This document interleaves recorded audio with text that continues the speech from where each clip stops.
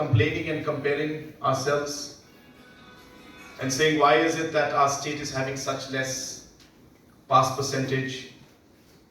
It becomes a hot topic of discussion among all of us.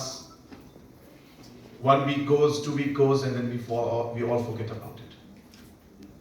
And again, the next year, the same results come out. Different problems come up.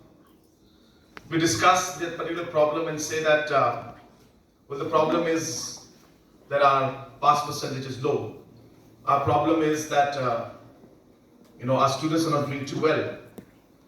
And what we realized at that point in time is we were not really looking at the real problems. And we used to just look at the results and look at those results as the problem and then miss out the real issues that are there in the education sector. And I think this happens in general in a lot of things we do. Or rather, I should say, a lot of things we don't do. And therefore, we realized that there was a sense of not having the right direction and not addressing the real issues that are in front of us in education.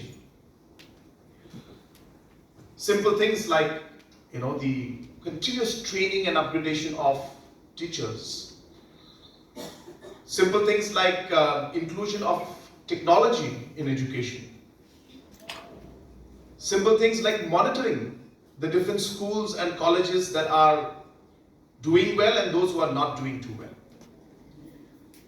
Simple things like basic infrastructures that is required for imparting education, be it at this level or even be it at the lower primary level. So therefore, we realized that there was a huge vacuum and huge challenge in the education sector, with of course the overall burden, I should say, or the legacy of how the education system has been fractured, put together, fractured and broken again and put together again, and suddenly this entire different pieces coming together and we're supposed to look at it as an education system.